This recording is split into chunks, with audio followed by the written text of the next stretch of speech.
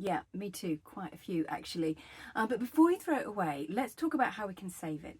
I truly believe no artwork is beyond saving, it just needs a fresh approach. So in this video I'm going to take you through my creative rescue process, so showing you my go-to techniques for tweaking, layering, or maybe totally transforming a print from something old into something new. If you don't know me, I'm Ruth. I make videos from my tiny shed studio in Bristol, UK, all about hand printing without a press and making mixed media artwork and everything that goes along with it. If you would like to hear from me more regularly, straight into your inbox, then do join my email list. That's in the description below, the link. And I've also got a 10-week hand printing happiness course coming up in May. So that will take you all the way from setting up a little home print studio all the way through to making beautiful frameable art. So if you're interested in that, do join the wait list. Again, list is in the description below. So if you're ready for a remastering session, let's dive in. Okay, so one of the first things I do is think about whether I want to completely change the format or the composition. And the way I do this is by cropping things down. So this one, for instance, I kind of like the composition actually, but I've got this bit here that I'm not very keen on. So I think what I'm going to do is actually just cut it right down, completely change the format.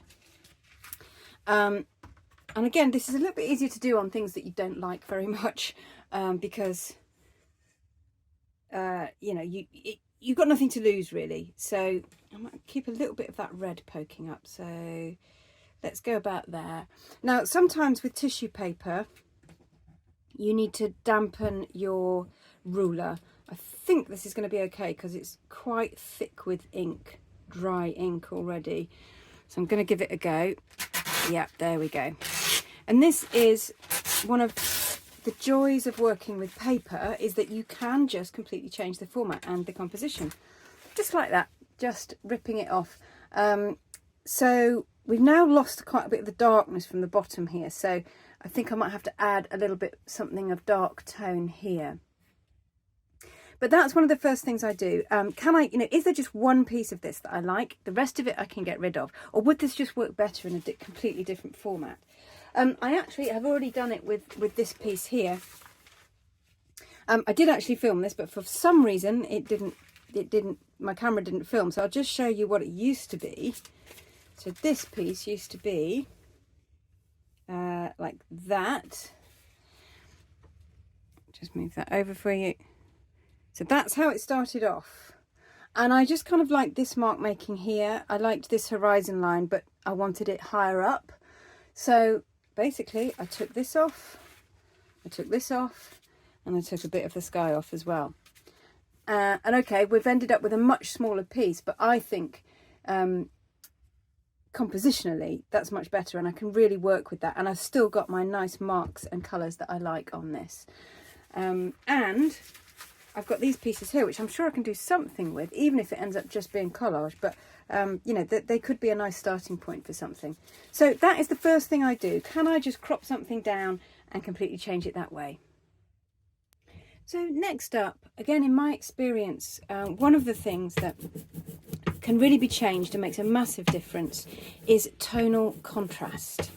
So basically putting in some very darks and some very lights into a composition or a print, just getting some bits out of my ink there, really pulls a lot of weight, basically, can really change things. So I've got a dark kind of teal colour here, and I'm just rolling it out so that I get, yeah, that's it, a nice thick amount on my roller. Nice even thick amount, because I'm going to use the roller to just roll the colour straight onto my print. Again, kind of a gung-ho attitude, but you know, I've got nothing to lose. It's not going to make it any worse, I don't think, or if it does, it doesn't matter too much. This is oil paint, by the way. I love the colours, I love mixing the colours, so I do tend to use oil paint.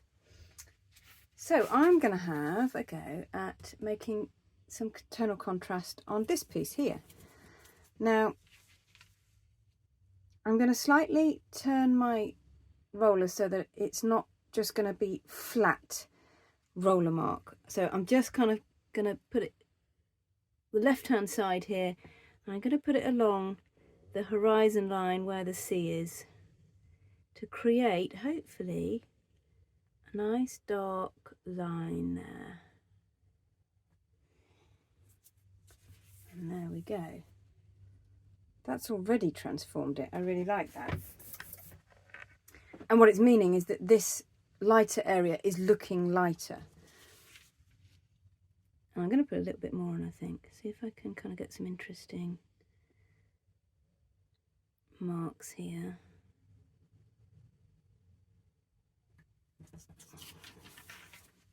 It's going to start from this side as well. Ooh, yeah.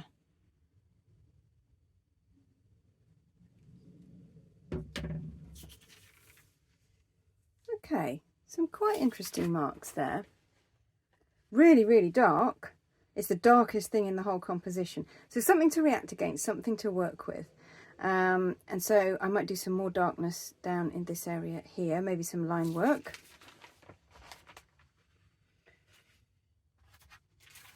And I think I'm basically going to do the same with the sky on this one. So when I roll over, it is going to cut off these little sailing ship sails, which is a really nice detail I don't want to lose. But what I'll do is I'll probably go over again and do those again because I like that detail. So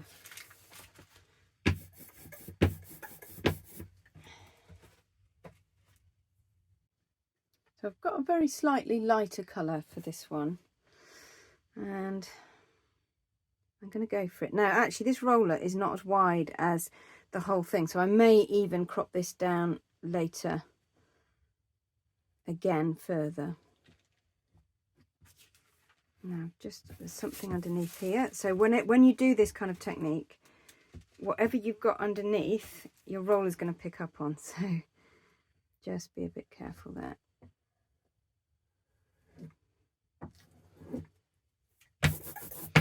I'm using quite a lot of thick paint here because this has already got quite a bit of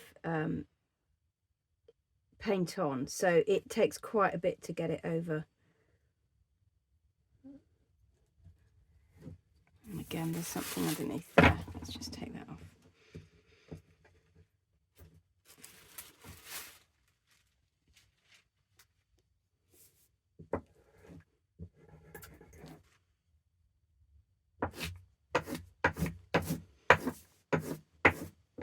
So nothing is forever, you know. I mean, you can cut bits down, you can crop afterwards.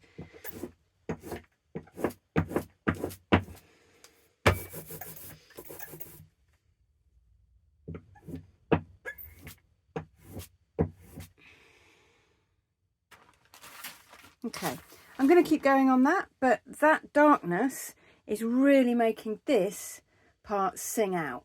And it's making the whole, it's just changed the whole thing basically. So I'm really liking that. I'm going to keep working on it, keep adding darkness to this top bit. Okay, and I'm just going to do one more thing to add some darkness, some dark tone to this one here. I'm going to place it, this is just the ink that I've just been using, or it's oil paint actually. I'm just going to place that over the top. It's quite thin now, there's not too much on it because I've used a lot of it. And I'm going to get I tend to use my knife handle, but it could be anything you've got to hand. Just add some line work in there. Ooh, okay. Now that is exciting me. So that's added a bit of movement, some darkness, some line work, all of which was missing from that piece. Okay. So the other thing, as you might have guessed by now, that I really love to do is adding collage in, and it can really change a piece quickly, easily. It's a really quick win. And the great thing is you can really play around with things for quite a while.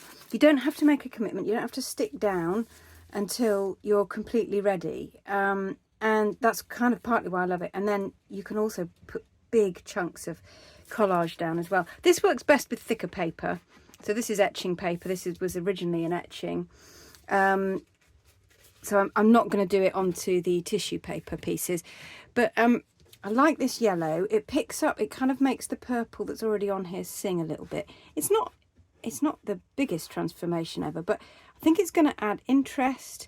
It's going to take away this almost all the same colour and tone that I've got at the moment. And it's going to, most of all, it's going to give me something to react against and work with. And I'm going to go over the edge slightly, I think. Which is actually part of the battle. If you're just stuck and you don't know what to do with a piece, give yourself something to react against. Give yourself something to work with. It could be anything, quite frankly, but just to get your mind problem solving and playing. And there we go. So that, because that's tissue paper, it's pre-printed tissue paper, so it goes quite translucent when you glue it down, but you've still got that lovely yellow there. And I think this probably still needs quite a bit of tonal contrast, so I'll have a play around. I'm going to add back my lights, my highlights into this area here, probably with pastel, but we'll see how that goes. So collage is definitely a go-to for completely changing a piece if I need to. So the other thing that I find often a piece needs is some detail. So this one needs tonal contrast as well. So I'm going to hopefully try and kill two birds with one stone with this. Often there's lovely drifts of colour, there's lovely marks, there's lovely texture, but it's missing detail. It's missing small things to draw the eye and focus the eye. So I'm going to try and do one of my kind of motifs, which is a wind-blown tree. I tend to often put these in. They're really kind of good excuse to do something small in a composition. Usually something small against something quite large, like a landscape or some fields or what have you. I'm just using a pen and ink here actually. You could use any number of things, but you can see straight away that is drawing the eye over there, and in fact to the point where I might need to put something over here to counterbalance it. And I might add, I just kind of put a little bush here as well, a small tree.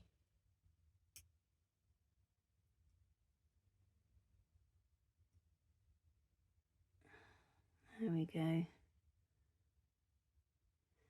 Okay, so really liking that. Suddenly it becomes a completely different composition. I think it probably now needs something darker down here to counterbalance it, so I will add that in as well. So in terms of details, you can do all sorts of things. I mean, I have a few motifs that I add in. I often do windblown trees. I often do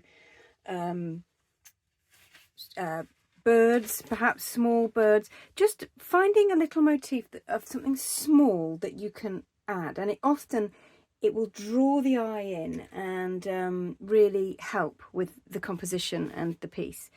The other thing that you can do, and often this has happened to me, the actual detail in the printing plate hasn't printed very well, and that's what's happened here as well.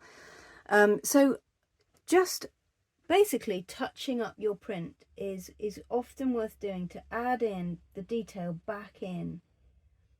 And you could use a graphite pencil. I often use that.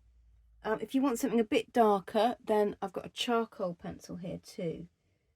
And I think this is going to make quite a difference, because I've got lots of blurred, rather wishy-washy marks here. I want some actual definite detailed marks on that horizon line to draw the eye, and that actually is working pretty well. So I'm just drawing over the original etching that I did, that has kind of got lost in all the other stuff.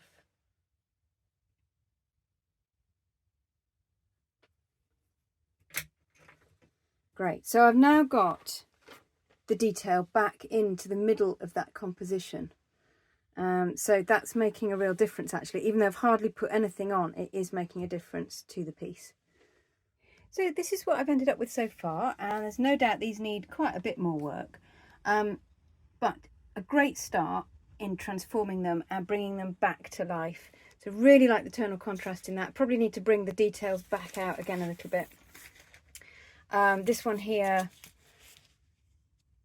it's got some really nice marks in, and again we've got some tonal contrast which makes all the difference, draws the eye in.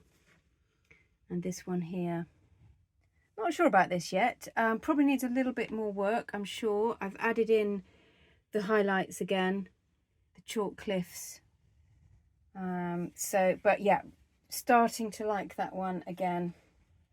I've got this one here, these 2 tissue paper pieces. I will work a bit more on this one, but I'm really liking that composition. And then this one here again probably needs a little bit more tonal contrast, but enjoying the marks that I've got, the composition and the detail that I've put in. So I hope that's inspired you to root through your drawers and save a few pieces of art. If you'd like my content straight to your inbox, then do join my email list. That's in the links in the description below, and also feel free to join the wait list for Hand Printing Happiness, which is my 10-week course coming in May. Again, link is below. Thanks for watching, and I'll see you next week.